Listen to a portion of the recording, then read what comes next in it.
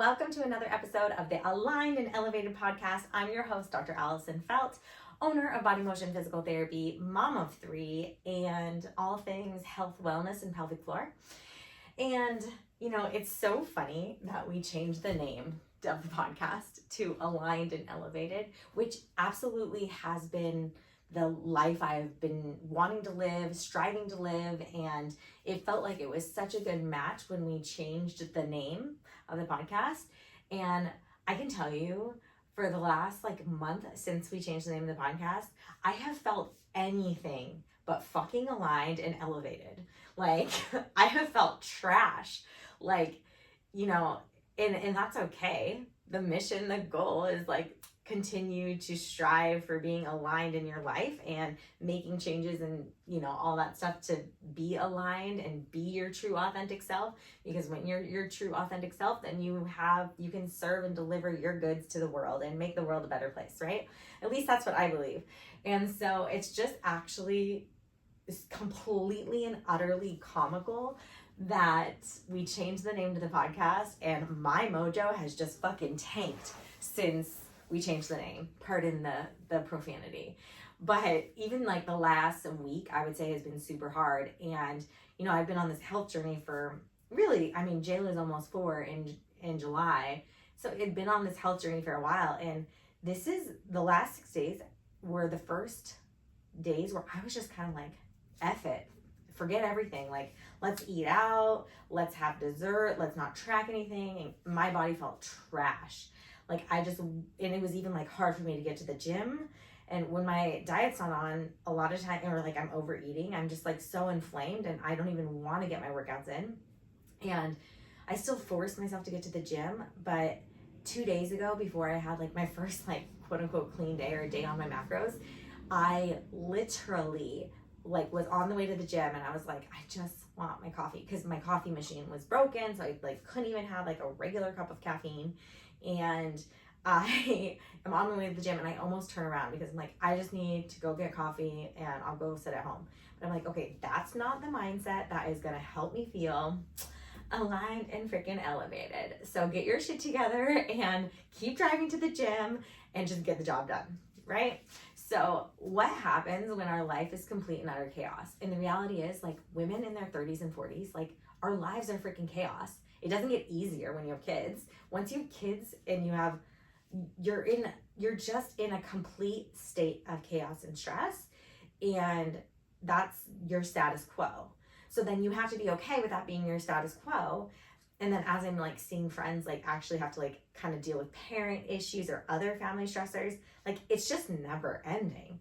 And so if you don't put yourself first and you don't decide to live that healthy life now, you're gonna be kind of screwed, because there's gonna be no better time. That's the problem with it, I guess. And anyways, so it's kind of comical. So I did these crappy 6 days and I was really in my head about it. And as you might know, I have AF Wellness Coaching, which is a group of women, and we all are on this health path and health journey, just living fully aligned, getting our workouts in, getting our steps in, getting our macros in, and also striving for prosperity and joy and fulfillment and just living amazing lives. And we have a pretty epic community that we do this with, right? And so here I am being the last 6 days, the real negative Nancy's in my head came out and they were Allison, what do you think you're doing? You are a pelvic expert physical therapist. Go stay in your lane, do that. Why are you trying to shift and also do this wellness coaching when you obviously don't even have your shit together? And those voices are actually right on. I'm doing this wellness coaching straight up selfishly. The community that we have keeps bringing me back to my path. It's just been what has evolved in the universe from being a pelvic expert physical therapist, helping women get pregnant, through pregnancy, through postpartum, and develop really strong, healthy bodies and cores. And then to keep us on track, that's what AF Wellness Coaching is. It's to keep us on track. Yes, is your monthly pelvic floor maintenance still an absolute non-negotiable? Hands down, absolutely. Is Shockwave and EMTT and red light still amazing recovery tools and keeping your body pain-free? Hands down, absolutely. So is massage, so is acupuncture, so is chiropractic. It's like whatever your tools are to keep your body functioning, that's what you're going to do. And obviously, like, pelvic floor should be the center of that, because it is the center of your core. And a lot of times we can't just like necessarily stretch that ourselves, and it tends to get tighter with stress, all that good stuff. I am on a total tangent because that is not where I wanted to go. Where I wanted to go is like all these voices in my head came out to be like, Allison, what are you even doing? How are you an expert when you yourself can't even keep your shit together? And those voices are beautiful, because now I'm sitting here sharing about it. And, you know, sure, like, none of us actually really have the answers, right? We just look at other people's paths and try to divulge, and not even divulge, but try to gather different tools that have worked for them. The point of me having this podcast is to show up as authentically and as myself.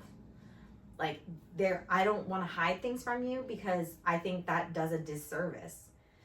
The girls on the wellness call yesterday, I told them about these thoughts I had, and they were like, actually, like, it would be really discouraging if you just showed up and you were like, yeah, I hit my macros every single day last week, no problems, went to the gym, got everything in, checked every single freaking box, no problem. But like, that's just not life. Life is that we fall off and we have to get back on. And so I was listening to my book the other day, and I think it's called the Witch's Wealth Witch. I don't know. I can't remember the name of the book. Maybe we'll drop it in the comments if we can get the name of it. And one of the most epic things that was notated in the book and that she talked about was like, actually, it was all in regards to prosperity and like holding money and getting money. And she talked about like, okay, people are constantly attracting money when they learn how to cast the spells to attract money, and then they lose the money. They cast the spells to get more money, and then they lose the money. They can't just find this status quo of holding the money. And she was like, that takes practice, and it can be really annoying for many years. And like, the same is true with weight loss. The same is true with the health journey, right? Like, we are continually on this pendulum of like, okay, we lost this weight, or we got a little bit more healthy, or we got a little bit stronger, we feel really good. Okay, we fall off, then we get back on. And there's actually nothing fucking wrong with that, okay? Like, we've been trying to be like, okay, that diet must not be working for you, or, you know, the marketing is so real, like, and now obviously like there's just like, don't even worry about the diet, let's just take the pill. And the reality is like, it's okay to fall off your health train and get back on your health train. It's okay to gain some weight back and then just get back on and lose that weight again. And what the Wealth Witch was saying is, she's like, it's not the more that you actually practice getting back on, the closer you are to attaining that constant path. It's the practice and getting back on. We're not going to always just be like hitting our goals and hitting our steps or hitting everything, right? And checking the boxes. Ideal, yes, absolutely. But the reality is like, there's going to be days, there's going to be weeks where you maybe go on vacation, or you maybe fall off, or you're maybe with someone in the hospital that week, like, and you just can't prioritize yourself, and that's okay. But the mission is always get back on.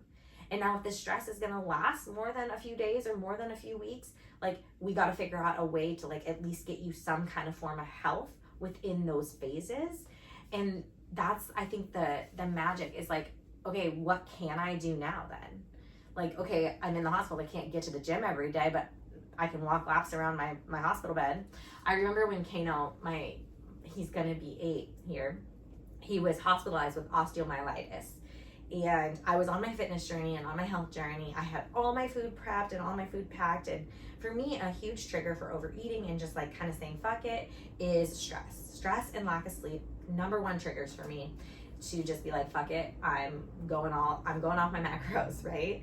And I remember being in the hospital with him, and I was like, and had been on I'd been so good with my nutrition. I was like, but I didn't have any food prepped when we had like got admitted to the hospital. And I was stressed about that. And I'm like, shoot, what am I gonna do? I remember trying to hit some stuff. I remember like switching out with my husband to try to go get some food for myself. And then and I was like, and I got to hit my steps in the day. And so I was like walking around his hospital bed and like, just like, you know, when you're in the hospital, it's boring as all get out, right? And you just do what you can. And I, you know, at some point during that stress event, I was like, fuck it, went off the macros, but at least I got my steps in, right? It's a little bit of give and take. And I remember it took me like a week to get back on. Like, I think it was just the, you know, stress of the situation. It took me a week to get back to like counting my macros and really being on point and on my journey, on my health journey. And at that time, that mission was weight loss. And so, and getting stronger, but really it's hard to prioritize both, right? So really it was a fat loss situation for me. And so it was that's just the lesson. It's like the more you do it, the stronger you get, and hopefully you learn the lessons. Like I'm learning my triggers. Like I know that I am super at risk today to go off my macros, and I just have to be super cognizant of it and hopefully get a nap in. I woke up with my mind racing at 2 a.m. and just couldn't turn it off. And so in order for me to like really make it through this day, I'm cognizant of, okay, I've been super sleep deprived today, but I still got my workout, my food is prepped, I have everything I need, things are in a good place, but Allison probably needs a nap in order to recharge that willpower battery in order to make it through the evening. And then I'm like, okay, I'm also planning out the evening, and I'm like, okay, it'll be best if I'm out of the house. So I should take my daughter to soccer practice, and at soccer practice I can get more steps in, and that will at least take me out of the house, and then right when I get home I can probably go to bed. And so these are the things, this is like the soliloquy of how I'm trying to set myself up. I know my triggers have happened, I couldn't control that, tried to get the best sleep I could, even took my ashwagandha last night, trying to get back on the train of the ashwagandha, and it just was not working for me. And so got out of bed at like 3:30, but I know I've set myself up to be super tired today. And so again, willpower is going to be really, really tested. So it's that acknowledgement of like knowing your triggers, just learning about yourself and your behaviors. You're never expected to be absolutely perfect, right? And it's in the imperfection where a lot of that success is going to lie. I've talked on different episodes about like being consistent, being disciplined, and all that shit really, really matters. But also it matters that like we are these human lives that we are gonna that are chaotic and have stressors, and we are gonna fall off, and you just get stronger and closer to achieving. There's no end game, right? So there's no achievement really, but you get closer to achieving that success the more that you put yourself back on that path. And when you surround yourself with people that are living those similar lives, that's really beneficial, because then that is that accountability to get back on. I mean, that's what the AF Wellness Coaching is for me. It's literally my own accountability to continue to be on this pursuit of living a healthy life. And honestly, it's the pursuit of body motion and what I stand for in creating this mission and helping women live pain-free, live without joint replacements, live without peeing their pants, so they can be epically fulfilled, and that can spark creativity in them in order to help bring joy to their lives. And then when they have creativity and joy energy, then they find their own unique missions that they bring to the world, their own services that they bring to the world, and in that service they're making the world a better place, right? And so it's this beautiful evolution of how it's all connected and how all these humans are connected on earth. And the better we feel, the more we can create, the better we can make the world a better place. But I digress. Staying on your health journey. I know I'm a little all over the place. Maybe if that's the lack of sleep, but I wanted to share all this in just like a super authentic form. I did like write out my outline of this podcast, and so it's kind of comical because they never flow in the same way that I write them out. But I think it's fun to share. And before I like dive into something to help you get back on the track of being on your health journey, I want to just say that I had a really good conversation with my husband in Phoenix a couple months ago, and I was kind of down on myself when we were on this vacation. I was like, it's weird that I can't like self-regulate my food intake when we're on vacation. It's kind of like I get into a scarcity mindset around food, and I'm just like, oh yeah, give it to me, we're on vacation, who cares? And then I never feel that good because I'm like, I wasn't eating to like feel good. I was eating to like consume and taste and yada, yada, yada. And there are simple pleasures and like good pleasures in that, but it can get overdone real freaking fast. And so I remember him being like, you know, even professional athletes will go on benders for like a couple weeks after the season or a couple weeks during the season, you know. And then because he grew up playing with some guys that are in the NHL playing hockey, and they'll destroy their bodies, and then they come back and get back to training. And so it's a constant, you know, wave of being on and being off, and that's actually okay. And the success lies within coming back. And something I read in the witchy book that I was talking about earlier is for adults for anyone to achieve success, you actually have to strive for failure. And you have to put yourself in scary ass situations that are gonna push you and push you. And then the more you fail, the more you're gonna learn those lessons. So it's like every time you fall off, you learn those lessons. Well, alcohol is a good example. When you overdrink and you get to like throw up status, you learn the next day, I don't want to do that again. So then you might take some time away from alcohol, and you know, you don't think about, you're like, I don't actually want to touch it now, you know, or you'll be more careful next time. Like, it's the same thing, right? It's the same thing as food and going off your food, or, you know, hurting yourself with food. And so we're just constantly learning. And the idea is that we learn, and we don't go just on a bender the next night, or at least not for a few weeks, right? That we're constantly coming back to the path. And as we continually come back to the path, it just makes us stronger and stronger and stronger. Something I touch on a lot in our wellness community is decide who you want to become. So who is future Allison? Who is Allison 1 year from now? And totally allowed to reinvent that person. So what you're looking at now, I invented 3 years ago. I knew I was going to be doing these podcasts. I knew I wanted to be in a different body. I knew this is what I was going to look like. I'm now inventing what I'm going to be next year. What is Allison going to be in July 2026 when she's 40? That's what I'm inventing now. And so it's a fun place to get creative. And what am I wearing then? Where am I vacationing? What is my dream life? What are the daily activities of my dream life? For me, it wouldn't matter if, like, whatever happened in my life, my dream life consists of getting my morning movement. It consists of drinking my morning coffee. It consists of riding in a nice fancy car. And so these are the future things, and I already know what car that is. And that car even showed up at the hockey rink the other night after I got off the ice. It was parked right next to me. I took a picture of the car.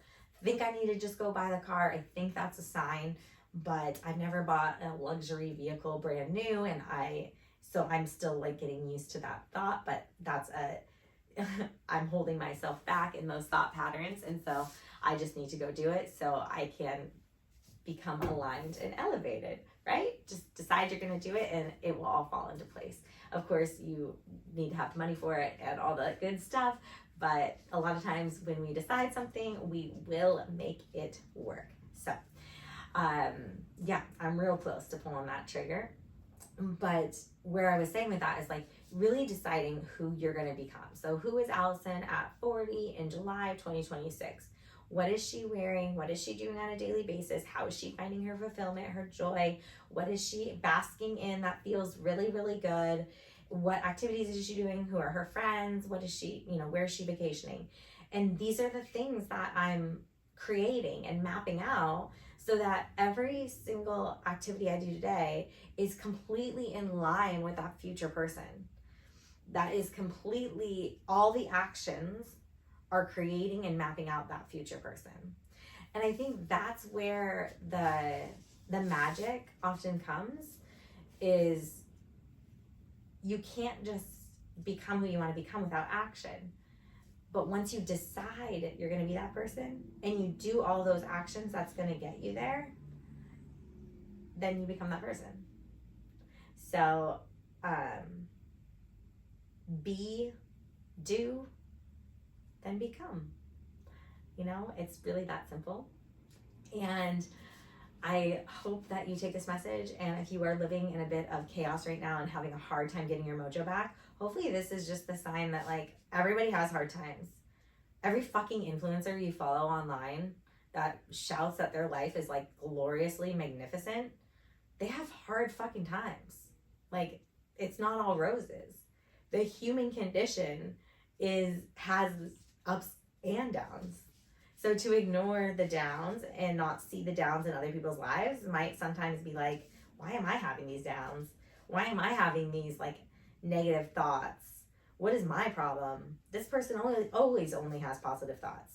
That's just not the reality, right? Like, it's what we're seeing online, and it really can change our reality, but that's not true. That's not real. Everybody's gonna have, if you don't have freaking lows, then you don't have highs. And that's one boring ass life I would not want to live. So, little food for thought. Allow yourself to learn all the lessons in the lows and just have complete and utter faith that you're going to hit the highs when you get there. Like, if you're in a low state or in a bad energy state, just do anything you can to fall back to the path. So if you haven't got a workout in a year, just start getting a workout in. Start with some squats, start with some movement. And there is so much endless content on YouTube. Like, just pick something on YouTube. Do the little workout, right? It's simple. I know it sounds super hard, but you don't have to be all in or all off. Like, just start making certain decisions, maybe one, maybe two, that bring you closer back to your health path, that bring you closer to your future self, that allow you to make those actionable changes to be that new identity that you've created, that you've mapped out. So, little food for thought on this glorious sunny day in Edmonds, Washington. I wish you the most epic journey, and it's okay if it's a little fucked up too. Take care.